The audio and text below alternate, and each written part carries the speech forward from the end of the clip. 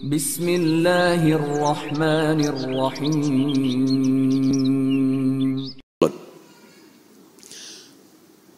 Mungkinkah Sunni dan Syiah bersatu?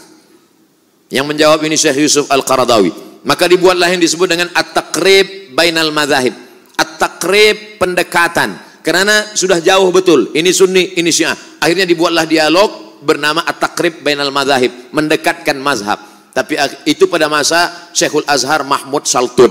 Berlanjutlah kepada Syekh Yusuf Qaradawi. Kata Syekh Yusuf Al-Qaradawi, akhirnya saya tak sanggup. Kenapa? Mereka mengajak takrib bainal madzahib, tapi sebenarnya mereka sedang melakukan tasyyi'us sunnah, mensyiahkan ahli sunnah.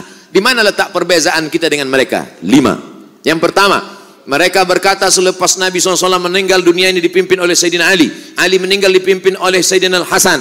Hasan meninggal dipimpin oleh Sayyidina Al-Husain. Husain meninggal dipimpin oleh Ali Zainal Abidin. Ali Zainal Abidin meninggal dipimpin oleh Muhammad Al-Baqir. Muhammad Al-Baqir meninggal dipimpin oleh Ja'far Shadiq. Ja'far Shadiq meninggal oleh Musa Al-Kazim. Musa Al-Kazim meninggal oleh, terus sampai ke bawah, imam yang 12. Imam yang ke-12 sedang bersembunyi sekarang, belum keluar. Sementara imam 12 ini belum keluar, dunia dipimpin oleh wilayatul faqih yang sekarang dipimpin oleh Khamenei.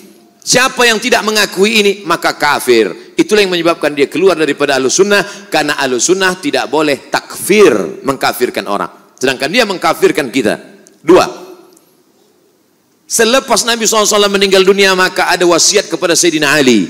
Maka orang yang mengambil wasiat, membatalkan wasiat itu berarti kafir. Abu Bakar dan Umar kafir. Makanya ada doa laknat sonamai Quraisy. Selepas sholat subuh mereka laknat, Allahumma la'an sonamai Quraisy. Siapa yang dimaksud dengan sonamai Quraisy? Abu Bakar Siddiq dan Umar Ibnul Khattab. Wa ma Muhammadun illa rasul. Muhammad itu seorang Rasul SAW.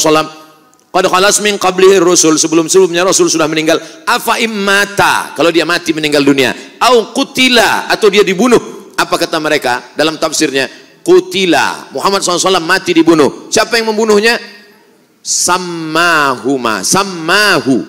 Ada 2 orang perempuan yang sudah meracunnya. Sejahat-jahat perempuan adalah mereka berdua, sejahat-jahat lelaki adalah bapaknya. Siapakah 2 perempuan itu? Aisyah paling jahat, bapak Aisyah Abu Bakar. Hafsah paling jahat, bapak Hafsah adalah Umar. Sejahat-jahat perempuan Aisyah dan Hafsah, sejahat-jahat lelaki Abu Bakar dan Umar. 3. Sahabat Nabi yang beriman hanya Muaz, hanya Abu Dzar Al-Ghifari, Salman Al-Farisi, Miqdad bin Aswad. Selain daripada itu, sahabat itu kafir murtad. Sedangkan kita Ahlussunnah berkata as-sahabah udul. Abu Bakar Siddiq radhiyallahu an, Umar bin Khattab radhiyallahu an, Ali bin Abi Thalib radhiyallahu an. Sedangkan mereka mengatakan laknatullah alaih. Yang keempat, mereka berkata bahwa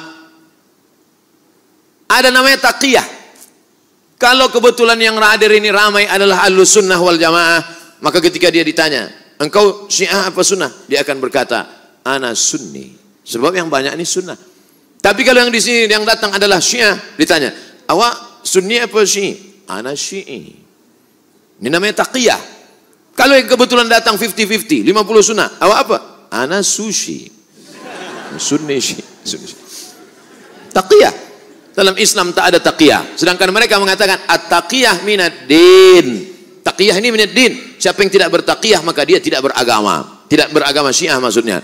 Yang kelima, mereka memahamkan ada akidah mereka disebut dengan mut'ah. Hari ini mut'ah luar biasa. Berapa banyak orang terkena penyakit. Seorang doktor medikal di Bandung, dia buat dalam buku, dia tulis buku itu. Dia bercerita bagaimana seorang perempuan yang memakai niqab, memakai cadar datang, tapi dia terkejut kenapa terkena, penyakit sipilis.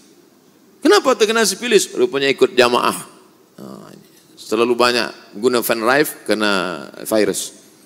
Oleh sebab itu maka kita tidak mungkin bertemu. Nata'awan fi mattafaqna. Mari kita bersama menjaga persatuan umat pada golongan antara Hanafi dengan Maliki, antara Syafi'i dengan Hambali, antara Ahlus Sunnah wal Jamaah. Tapi kalau sudah kepada Ahlul Bid'ah, maka dalam hal ini mesti, alhamdulillah, Malaysia merupakan kerajaan yang tegas dalam bidang ini.